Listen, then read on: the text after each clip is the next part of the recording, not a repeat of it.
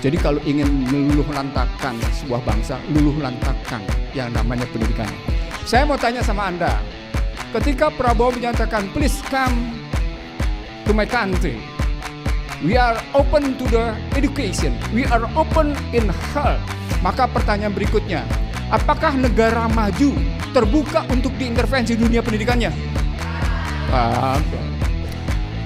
Saya bahkan ketika membaca strategi transformasi bangsa yang dibuat oleh Byline, ditulisnya Byline, oleh Prabowo Subianto, dan menyatakan ekonomi Pancasila atau ekonomi kerakyatan adalah Jokowinomics, Jokowinomics adalah ekonomi Pancasila, ekonomi kerakyatan, itu bukti bahwa ada yang salah.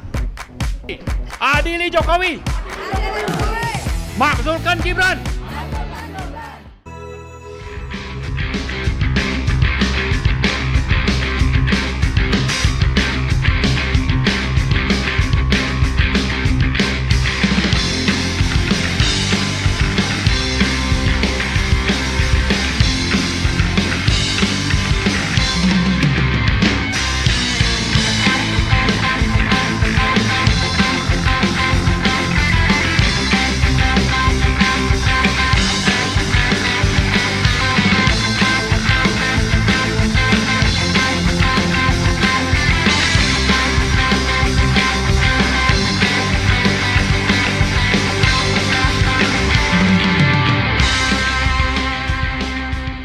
Ini saya ngebelakangin para tokoh nih. Jadi saya minta maaf, Bapak, kalau saya ngebelakangin Bapak sekalian. Saya ini baru datang, jadi mau ngomong apa ya? Saya bicara dua hal. Yang pertama oleh-olehnya Prabowo Subianto, oleh-olehnya Prabowo Subianto, dan yang kedua dari oleh-oleh itu kita ngelihat apakah retorika sejak 20 Oktober sampai dengan kemarin surat yang beredar mendukung Ridwan Kamil dan Susmono itu ajak dalam kehidupan ekonomi politik kita. Bapak sekalian, saya mencatat hanya perjalanan APEC dan G20. Dalam perjalanan APEC dan G20 itu, Presiden kita Republik Indonesia menyatakan soal 25% kelaparan, dan kemudian juga bicara tentang kebebasan pendidikan dan kesehatan. Silakan investasi di bidang pendidikan dan kesehatan. Videonya beredar luas. Tapi buat saya ini omongan yang sangat berbeda dengan anggaran dasar Gerindra pasal 11. Anggaran Gerindra pasal 11 itu menyatakan mereka ingin menegakkan dan melaksanakan Undang-Undang Dasar 1945 secara murni dan konsekuen. Dan kalau bicaranya melaksanakan Undang-Undang Dasar 45 secara murni dan konsekuen, maka pernyataan Presiden Prabowo Subianto di APEC itu tentang keinginan silahkan datang berinvestasi di bidang pendidikan dan kesehatan bertentangan.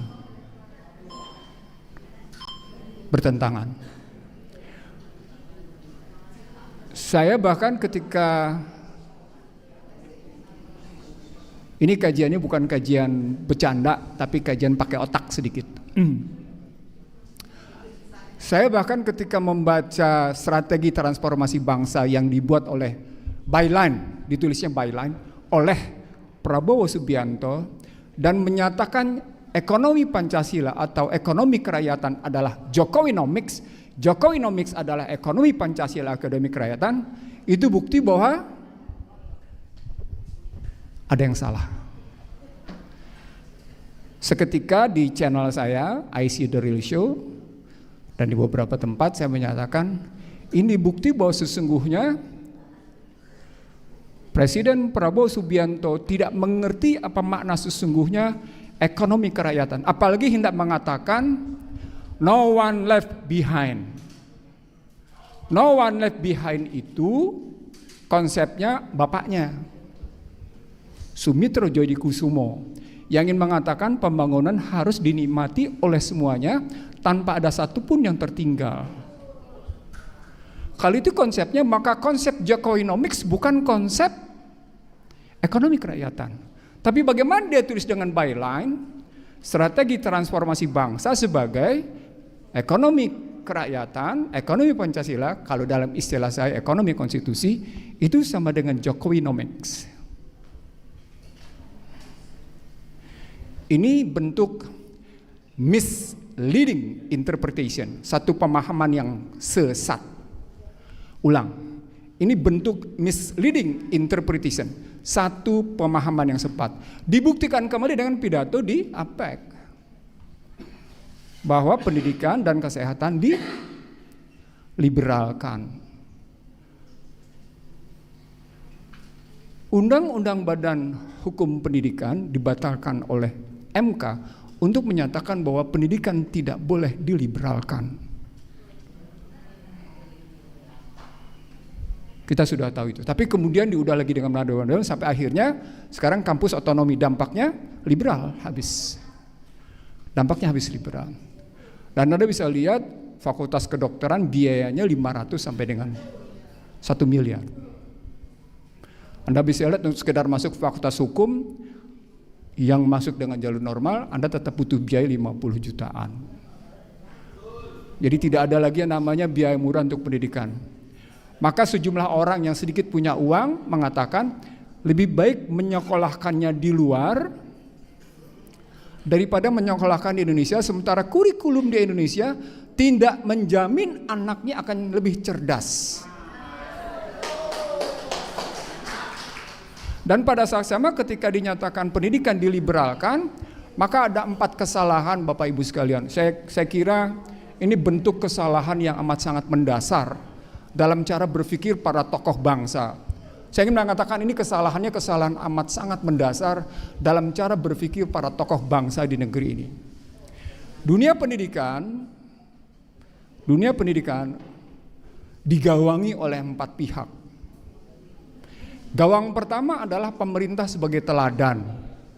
Dia mengajarkan satu sikap, satu perilaku politik, satu pandangan politik tentang bagaimana seharusnya warga negara bersikap. Itu dicerminkan oleh pemimpinnya, kepemimpinan nasional, dimulai dari presiden sampai kepada pemimpin-pemimpin lembaga negara, sampai kepada tokoh-tokohnya. Ketika pemimpin negara itu perilakunya tidak konsisten, ketika perilaku negara itu, pemimpin negara itu menunjukkan bukan teladan yang baik, maka dia patut ditinggalkan. Dia tidak boleh dicontoh. Maka itu berarti terjadi kegagalan pertama. 10 tahun pertama di era Joko Widodo, saya orang pertama yang menulis "Shame on you, Joko Widodo". Anda buka jejak digital saya, nampak saya menyatakan pada tanggal 17, 18, dan 19 November 2014 artikel saya berjudul "Shame on you, Joko Widodo". Apa poinnya? Joko Widodo bukan teladan. Hei, engkau telah mempermalukan sesungguhnya.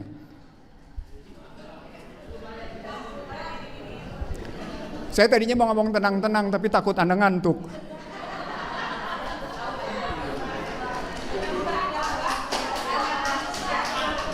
Saya mau ngomong tenang-tenang, kan saya dituding sama Refli sebagai siapapun presidennya, Ihsanuddin Nursi oposannya.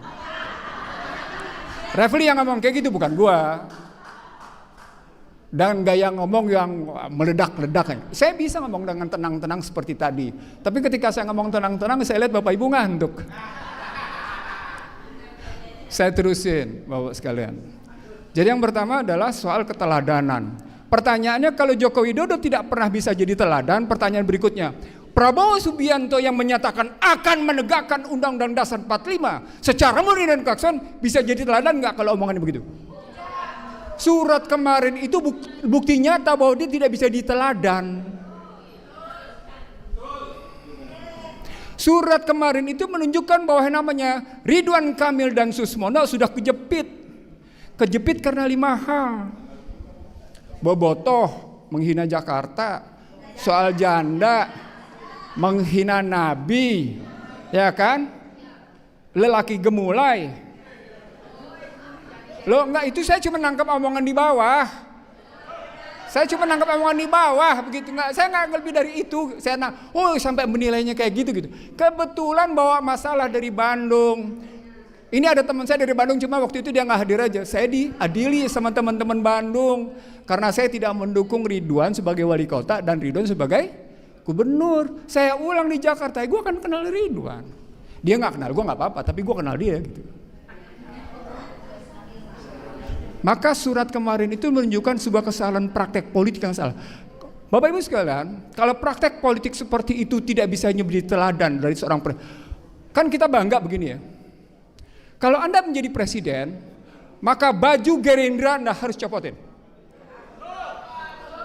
Baju PDIP Anda harus copotin. Baju yang namanya apapun partainya Anda harus copotin. Anda adalah anak bangsa, anak negara terbaik untuk memimpin bangsa ini. Dan ketika Anda bawa tetap partai di depannya, maka sesungguhnya Anda menjadi pemimpin kelompok. Anda bukan pemimpin bangsa, Anda bukan pemimpin negara. Anda adalah pemimpin kelompok Anda. Itu yang saya sebut sebagai pemimpin bangsa terbelah. Kalau dalam buku saya sebut itulah pemimpin bangsa. Berarti kegagalan pertama adalah kegagalan keteladanan. Tidak ada keteladanan.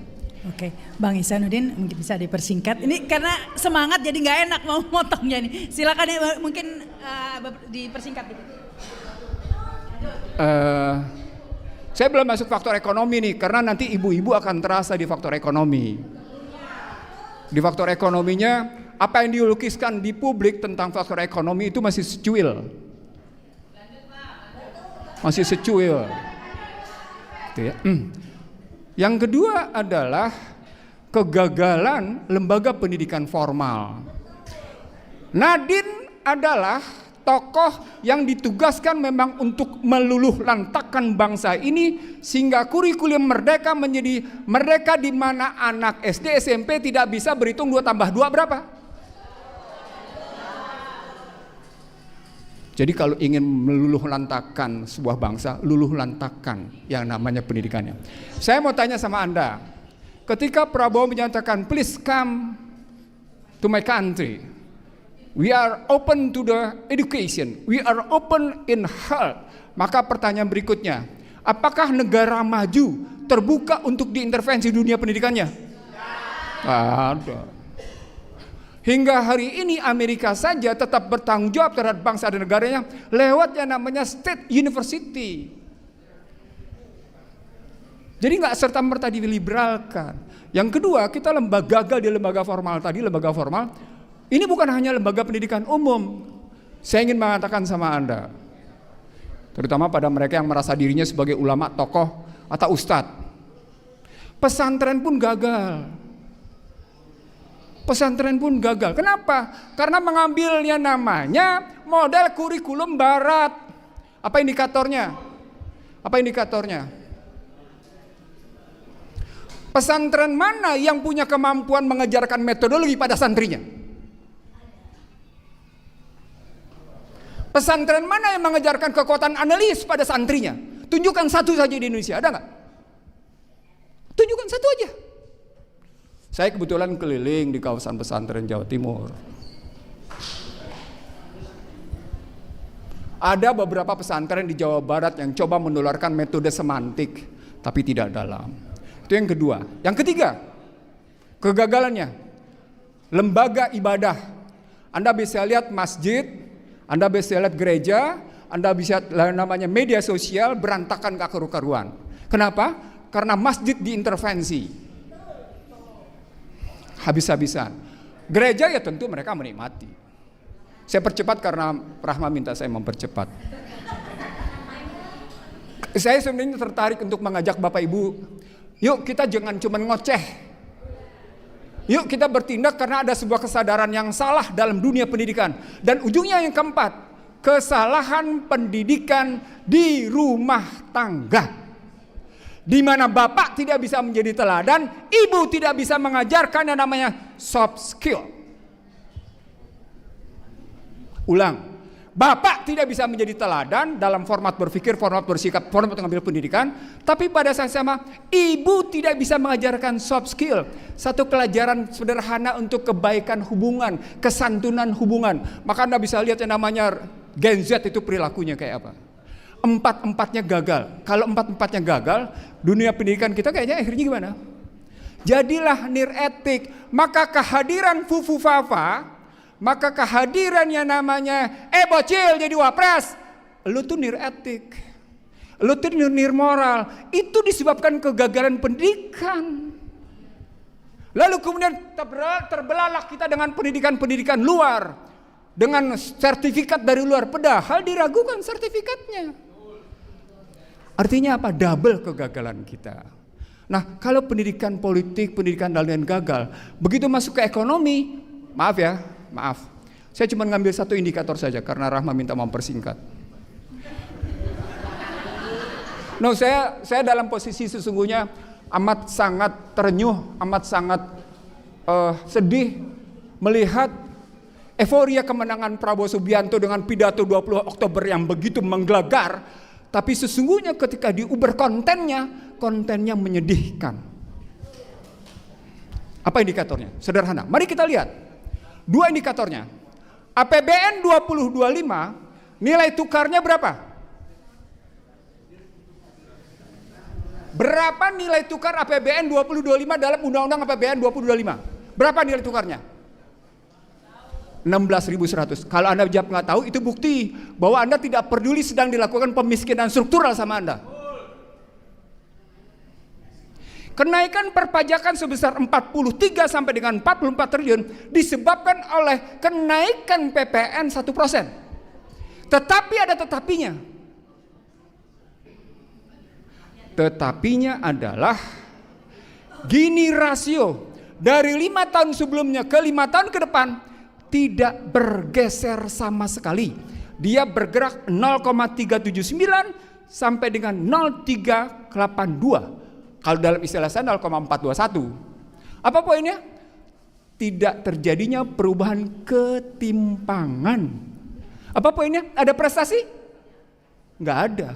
Pada saat yang sama, Anda butuh soal makan bergizi gratis.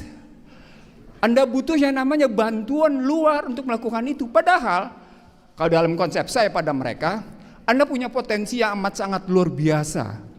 Tetapi karena Anda telah menumpuk isu political distrust, maka Anda tidak bisa ngebangun kepercayaan betapa masyarakat ingin berkontribusi melakukan perbaikan. Nah, akhirnya Bapak Ibu sekalian, itu ya, sebagai penutup, saya tidak datang ke sini untuk melakukan sesuatu yang luar biasa. Soal bagaimana menggugat Fufu Fafa, soal bagaimana membawa Joko Widodo ke meja pengadilan. Ini adalah negara hukum. Jadi tidak ada satupun orang yang kebal di depan hukum. Jadi forum ini adalah forum yang sangat wajar jika punya keinginan untuk menggelar peradilan pada mereka yang melanggar hukum. Ulang Bapak. Forum ini adalah forum yang wajar jika ada keinginan untuk melakukan pergelaran di pengadilan terhadap mereka yang telah melakukan breaking the law, telah melakukan perlawanan terhadap hukum. Apa yang saya uraikan tadi pada hakikatnya tidak sekedar menggambarkan breaking the law, tapi juga breaking the social value, melanggar nilai-nilai sosial. Dan itu yang tidak kita sadari, bahwa kita juga ikut tertular. Sebagai penutup, yuk kita tetap jaga semangat kita. Ke depan kita akan lebih berat. Donald Trump akan memvonis Indonesia untuk masuk dalam posisi upper middle income. Kalau dia masuk dalam upper middle income, itu berarti prioritas untuk mendapatkan kemudahan biaya masuk akan dikurangi, dan itu berarti import Indonesia ke Amerika akan berkurang, dan itu berarti kekurangan dolar akan terjadi, dan itu berarti dolar akan naik lagi. Saya akan membacakan pernyataan sikap dan tuntutan ini, yaitu pernyataan sikap dan tuntutan Forum Nasional untuk Daulat Rakyat.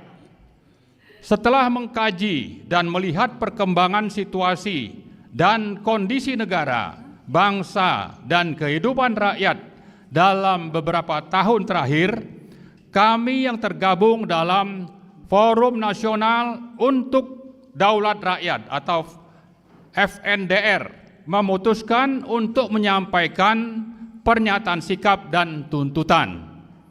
Kami menilai rezim Joko Widodo telah gagal melindungi rakyat, seluruh tumpah darah Indonesia, memajukan kesejahteraan umum, mencerdaskan kehidupan bangsa.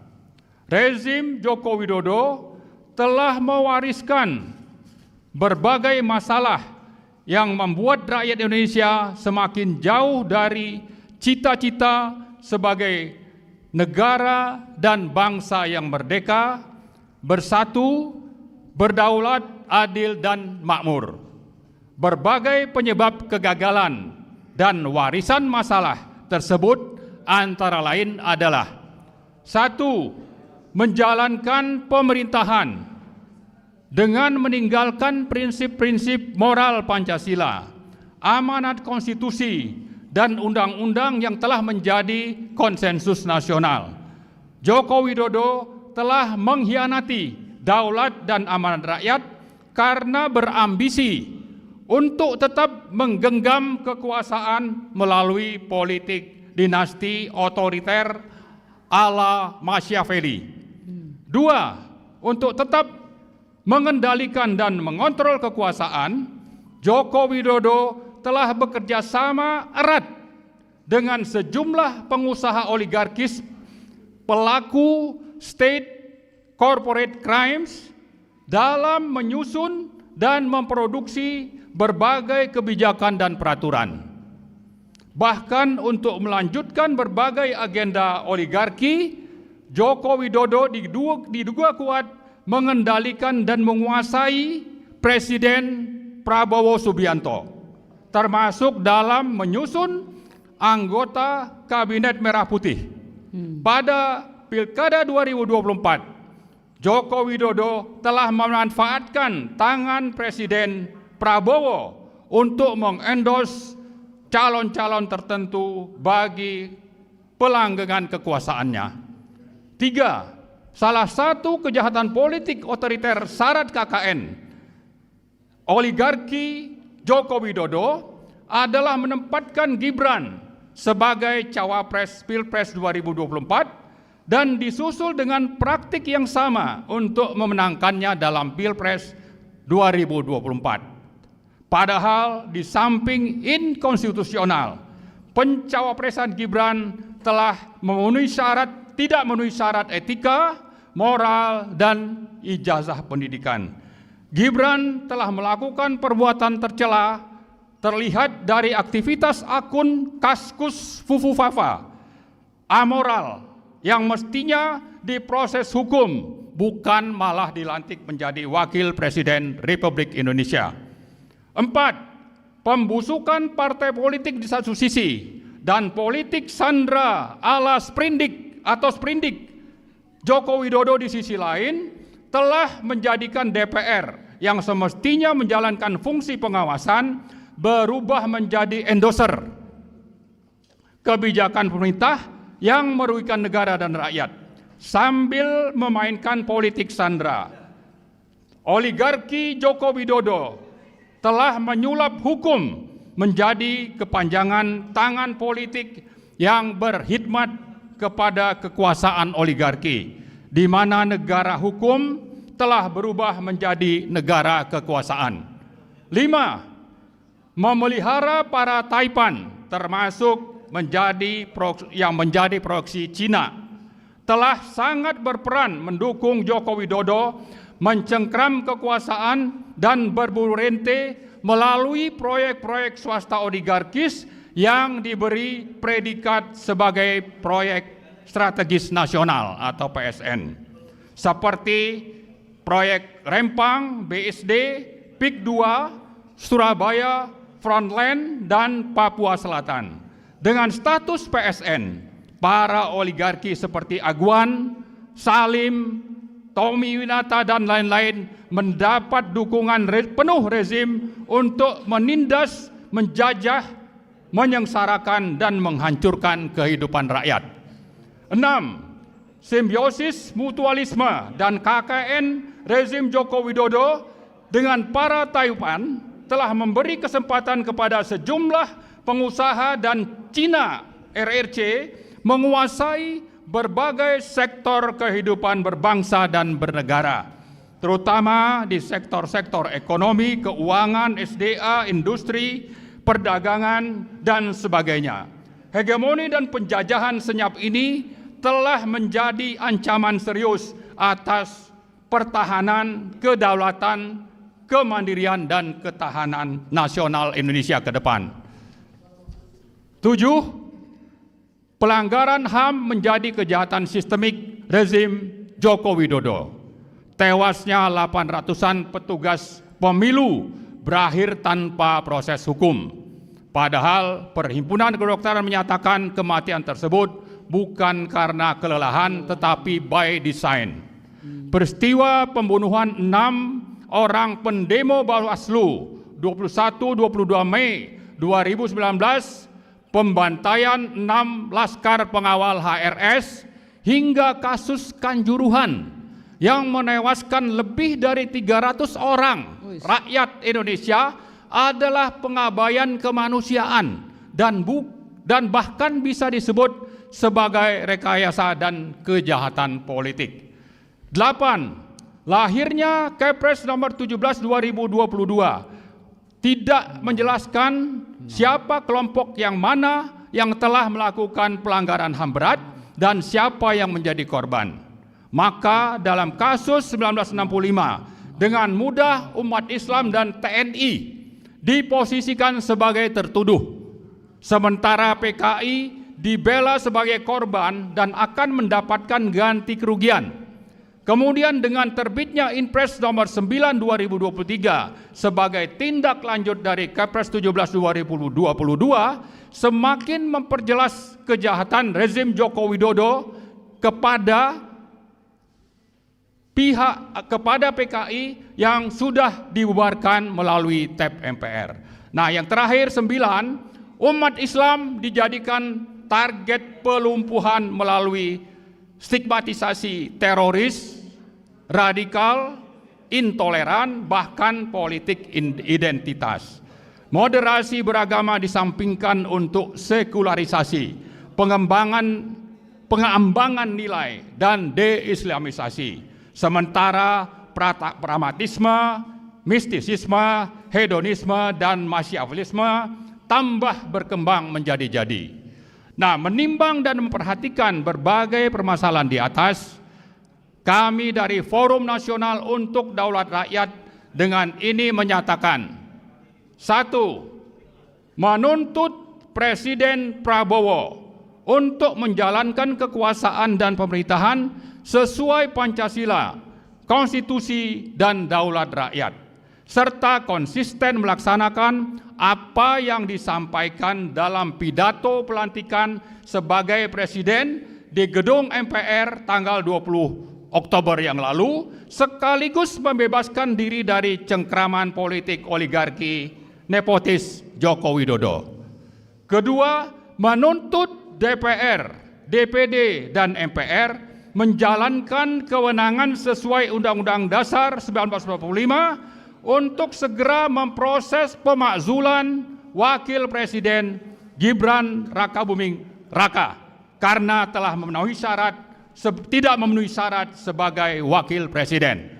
Ketiga, menuntut Presiden Prabowo memproses hukum para konglomerat hitam yang telah bekerja sama mendukung rezim oligarki Joko Widodo yang menjadi penyebab kesengsaraan dan kerugian negara, kesengsaraan rakyat dan kerugian negara. Keempat, mengajak seluruh komponen rakyat untuk menuntut agar berbagai kejahatan dan pelanggaran hukum yang telah dilakukan oleh mantan Presiden Joko Widodo diproses di pengadilan. Demikian pernyataan sikap dan tuntutan ini dibuat dan disampaikan sebagai wujud pertanggungjawaban bersama dalam rangka menegakkan daulat dan amanat rakyat berdasarkan Pancasila dan Undang-Undang Dasar 1945. Jakarta, 28 November 2024. Terima kasih. Assalamualaikum warahmatullahi wabarakatuh. Merdeka! Adili Jokowi! Makzulkan Gibran! Terima kasih. Assalamualaikum warahmatullahi wabarakatuh. Waalaikumsalam warahmatullahi wabarakatuh.